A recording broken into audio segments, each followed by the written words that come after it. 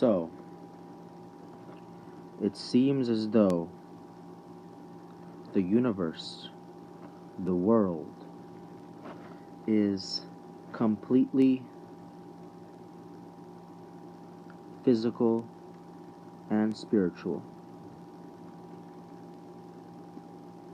For a while, I thought that perhaps it's only physical. Then I thought it's spiritual, but spiritual is physical. Perhaps there is no afterlife. Perhaps the body is the individual expression of consciousness. So when the body dies out, the individuality dies out too. Turns out there is such thing as spirituality, though you can't see it, it's still there. And there is such thing as physicality too, which is our bodies. But the world has a goal. There is an agenda to all of this. The agenda is not going to change. Not only is it not going to change ever in time, it's also not going to change between species either. See, this is the agenda of all of life. What's the aim? What's the aim? What are we aiming towards?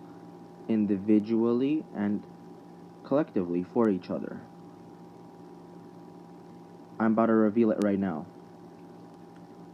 What the world wants from you is doing to you and working on you how is to set you free from hate. The world's goal, the universe's goal, is to free your heart, which is your soul, from hatred. Let's define hatred though. Hatred is a state of evil. It's a state of sin. When you actually hate people with this burning, passionate, overpowering, strong, self-filling, like thing that takes over your whole body and mind, as opposed to a subtle chillness, okay with things, even though you might be angry at stuff, you're okay with it. So it's this feeling even that takes over your whole body and mind and soul. Soul is also the mind. Soul, heart, mind, it's all the same thing. So the universe wants to eliminate hatred from you, and it wants to make you free from hatred. That's the aim. Spiritual perfection can be found and attained. How do I know? I have attained it. I have absolutely no hate in my heart for anybody or anything. That's not to say I can't get angry at people. That's not to say I disapprove of what they do, even dislike certain people for what they've done. But I don't have that feeling that takes over my whole being and, overpowers me to hate people. Hatred is this. Hatred is when you have taken something that belongs to somebody else and you're not willing to give it back. In the religions and the scriptures, it talks about, paying it away, giving it away, paying your taxes, for example.